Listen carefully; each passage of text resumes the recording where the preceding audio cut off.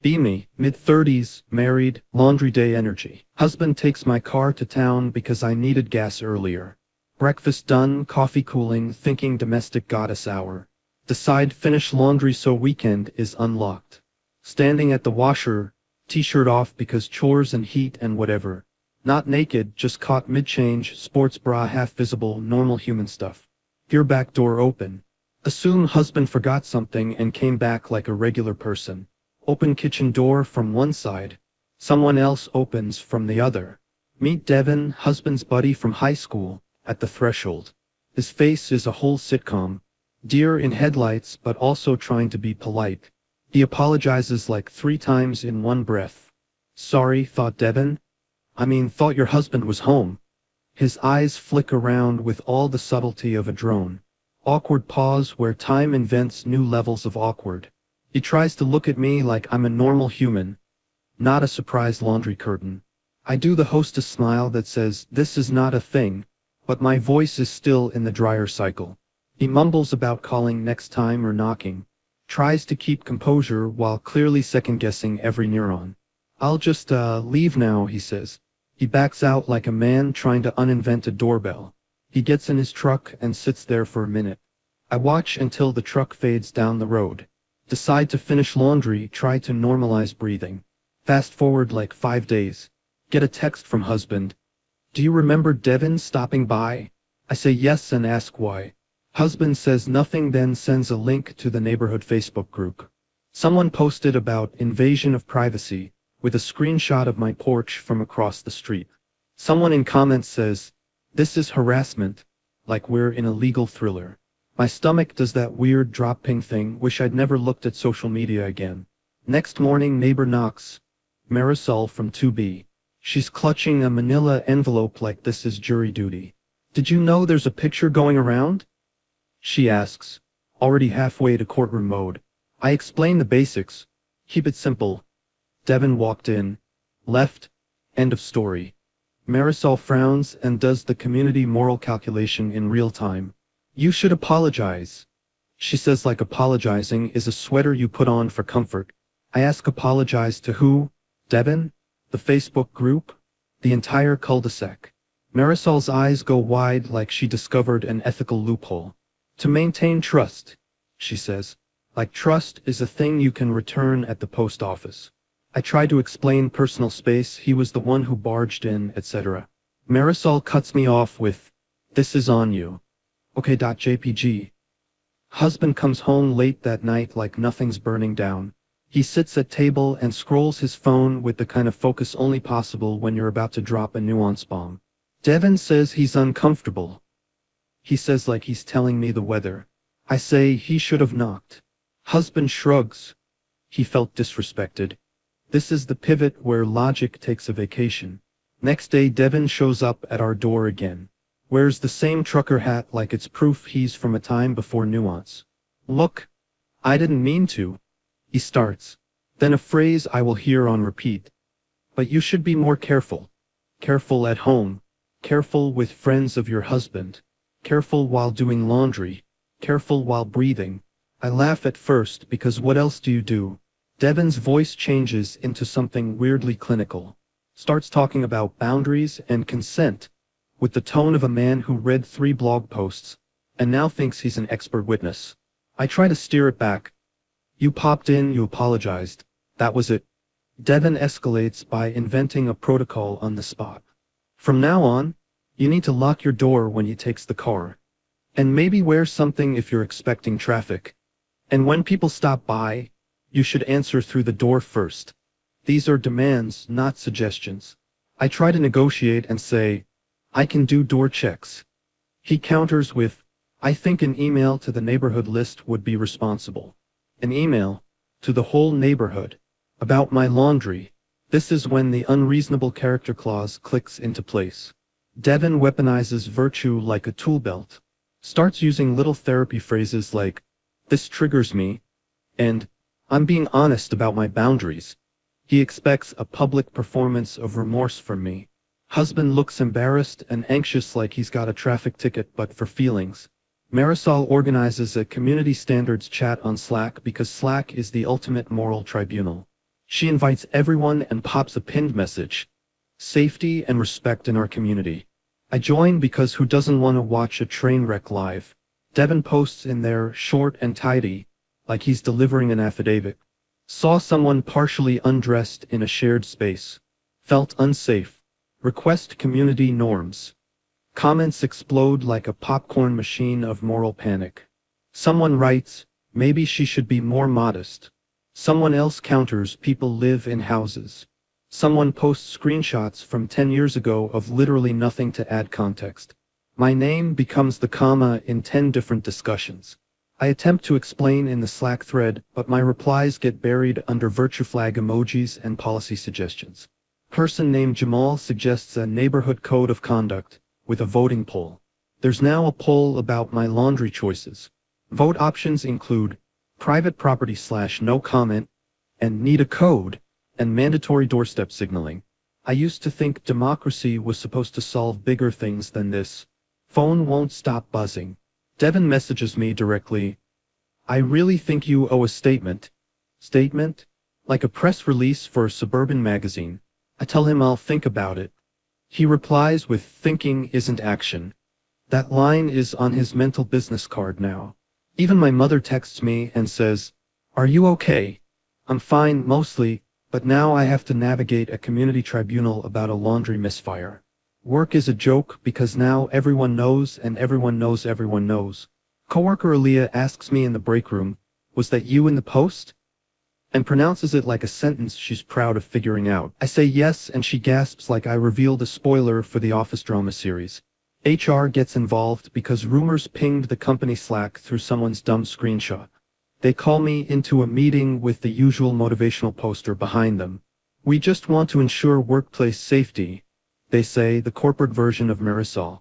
I explain facts, keep it short, avoid emotion like it's a tripping wire.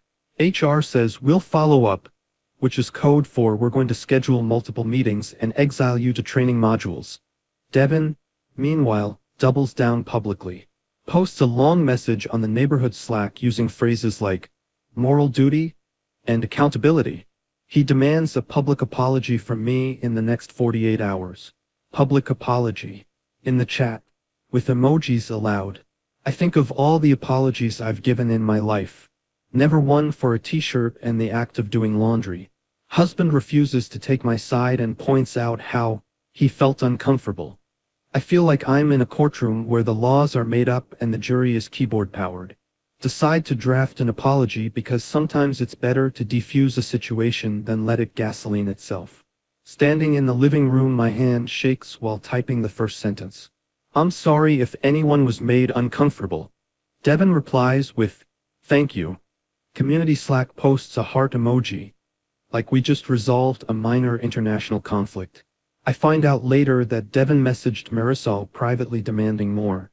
He wants a community education session, where we all learn how to behave around each other. They schedule it in the church basement because everything escalates to a church basement sooner or later. Meeting night comes and it's packed with people who clutch cups of coffee like they're at an intervention. Devin sits at the front with the posture of a man at a podium who discovered his calling. Marisol moderates and starts with "We'll establish norms." Devin begins a presentation with a PowerPoint he made in 15 minutes titled, Respect in Shared Spaces. Slide 1. Definition of boundaries. Slide 2. How to report incidents. Slide 3. The laundry incident, complete with vague bullet points. I watch the room turn into a courtroom reenactment with concession stand snacks. Someone raises hand and asks if cameras are allowed on porches. One woman suggests mandatory door chains for all houses. The session becomes less about me and more about an entire cottage industry of new rules. A proposal is floated, neighborhood safety audit. I stand up, because silence makes the rumor louder. I say I accept that Devin was uncomfortable and that I'm sorry he felt that way. People clap politely like a platformer hitting an applause break. Then Devin stands and says, I accept the apology. But this shows a pattern. Pattern of what? Breathing? Owning a washing machine. He pivots and begins accusing me of flirtatious negligence, as if laundry is an invitation to moral critique. He asks for reparations. Reparations for his discomfort. I laugh, but it's the kind of laugh that's not funny. Reparations? I ask. What does that even mean? Devin uses the word healing a lot now. Asks me to pay for a community workshop on boundaries and to attend therapy sessions with him to restore trust. Him. Asking me to attend therapy with him because he felt uncomfortable. This is the point where my brain invents sarcasm to survive. Husband nods like he's watching a telenovela and forgot he was in the cast. I try to say no, but my no sounds like a public service announcement missing a page. Someone in the back says, "We should vote. Vote on whether I should fund a workshop for the person who walked in uninvited." It's official. Democracy has been outsourced to neighborly gossip. Comes to a vote and it's split because of course it is. Some people think Devin has a point. Some people think we're spiraling because the internet taught everyone how to moralize in group chat. I go home and pack a bag because my house feels like an exhibit. Husband and I argue for hours in the car about boundaries and obligation and what the word apology is supposed to mean. He says maybe I should have been more careful. I say he left his friend to patrol my clothes like it's civic duty. We don't resolve anything. Next morning I go to work, and there's an email thread titled Neighborhood Workshop Feedback. Someone included screenshots of my apology page where I wrote, "I'm sorry if anyone was made uncomfortable," like it's evidence on a corkboard. Colleagues whisper and my name becomes shorthand for that laundry controversy. A client cancels a meeting citing unexpected personal matters, which is code for, "We don't want to be involved in your domestic peril." My bank alerts me of a small withdrawal I don't recognize. Turns out someone set up a GoFundMe for the workshop and linked my name as a supporter. I didn't authorize it, but my name is in the supporter list anyway. Call husband. Scream into the phone. Get silence and then, "I'll talk to him." He talks to Devin, who says the GoFundMe was community-led, and he didn't think to clear it with me. This is a new level of gaslight plus bureaucracy. People start avoiding me in stores. I go to buy tampons and the cashier's hand hesitates for a half beat longer than usual. Walk back to an empty car seat and porn of humiliation plays on repeat in my head. Weeks pass and the neighborhood keeps inventing new inconveniences. I get a letter from the Homeowners Association asking for a meeting about privacy concerns. At the meeting, Devin presents a timeline with arrows and sticky notes. He frames himself as the injured party and me as the catalyst for social unrest. Someone from the HOA says, "We need to consider changes to the bylaws." Bylaws. Now my laundry is a bylaw issue. Decide to sell some belongings to cover the unsolicited fundraising, because what else do you do when your name is public property? Husband says selling stuff is dramatic. I say so is being put on a neighborhood ledger for chores. He calls me dramatic back like that will solve how it feels to have autonomy auctioned off by the person who barged in. Devin now has a following of people who think social rules are salad bowls you can toss in a group chat and see what lands. He shows up at the grocery store with Marisol and acts like we're in the same book club. They want an update on the healing. I say I'm surviving, that's the update. Devin gets offended and speaks about accountability, like it's a virtue pin he can hand out.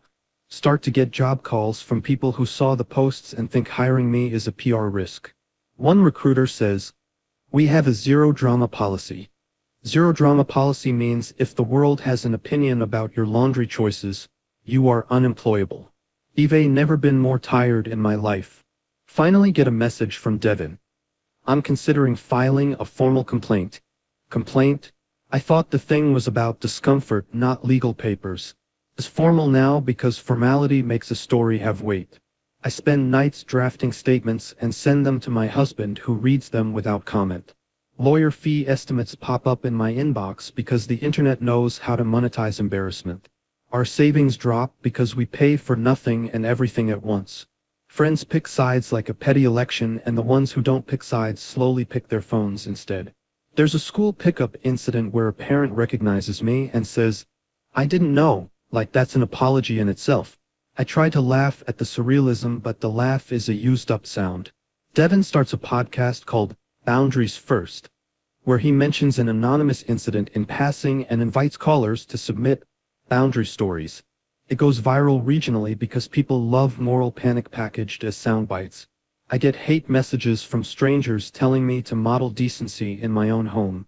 I answer one with "I own a washing machine," and then delete it because internet is not a therapist. Husband says maybe we should move for a fresh start. Moving is an admission that the neighborhood has power over your life. He also says moving is expensive and we have bills and student loans and a cat who hates travel. We stay because staying is cheaper than running. Months drag like a suspense film with no satisfying reveal. Devin occasionally shows up at my work building entrance pretending this is a casual happenstance. I start using different doors, different coffee shops, different routes to feel less like a specimen understudy. But news circulates like napkins in a diner. It spreads and then stains everything it touches. One night husband comes home and says, "Devin wants to talk." I know what this means. Ultimatum season. Devin sits across the table like a man who discovered his mission statement and forgot empathy. He lists demands again, but now they are procedural. Public apology, payment for workshop, attendance at mediation, and a formal neighborhood pact where I sign to follow unwritten modesty guidelines. I say that's insane and he says, "People deserve to feel safe." I ask him who gets to write the rules about feeling safe and he points at himself like a man who tripped into a cape and declared himself hero. Husband looks at me and says, "I'm torn." That is how collusion begins. Devin leaves after a long monologue about restorative justice, but his restoration looks like my pockets emptied into his cause. Somewhere between the PowerPoint and the podcast, I lost control of a mundane moment. Weeks later, there's a small claims court notice because Devin filed for emotional damages and an injunction for community safety. Emotional damages for being startled by a human being doing laundry. Court date scheduled with the solemnity of a funeral for normal life.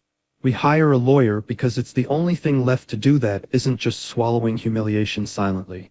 The court hearing is a theater of banalities. Devin speaks with rehearsed outrage. Marisol provides a testimony about community standards. And I sit with my lawyer folding papers like a lost origami project. Judge asks questions that sound like headlines and less like legal ones. In the end, judge dismisses parts of claim but orders a mediated meeting because the law likes to outsource discomfort to talk rooms. Mediation is a circus of politely angry people and a facilitator with a calm voice. Devin insists on structured apologies and community repair language. I say I'm willing to acknowledge his discomfort and that I didn't intend harm. He counters with a demand to sign a behavior agreement that includes clauses about how I should dress at home during daylight hours. Clauses about clothes. In my own home, I refuse and the mediator sighs like this is a famous episode. We walk away with nothing resolved and new paperwork that certifies ongoing tensions. The neighborhood newsletter runs a piece on civility and includes a sidebar about lessons learned with a tasteful photo of a washing machine. My name is not in the newsletter because they learned lessons, not people. Husband becomes distant, like a roommate who remembers there used to be romance, but prefers the convenience of shared bills. I stop inviting friends over because hosting now feels like stage managing a potential scandal. Sleep is weak and full of those half-formed apologies you can't take back.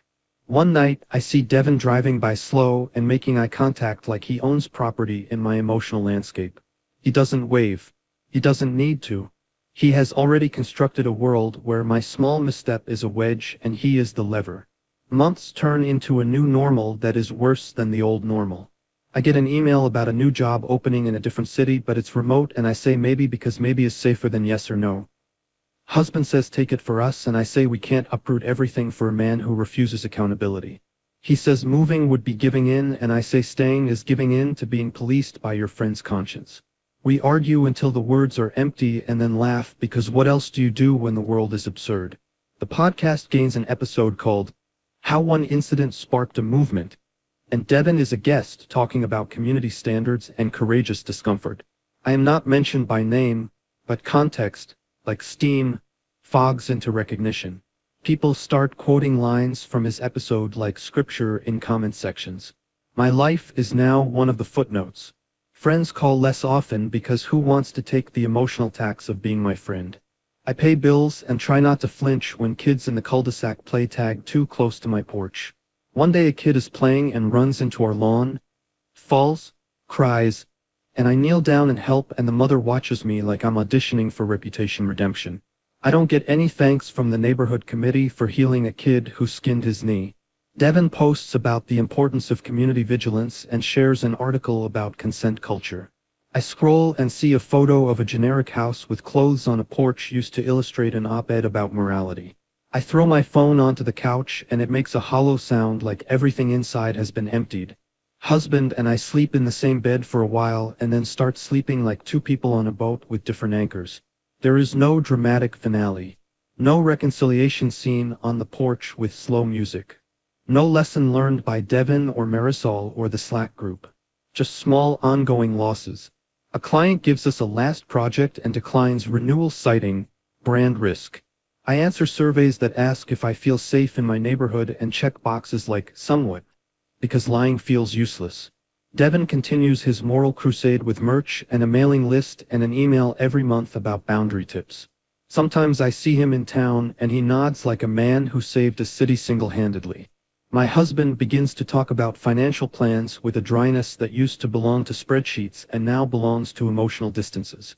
I start looking at apartments across town and calculate how many months of rent equals freedom. Freedom has an invoice attached to it now.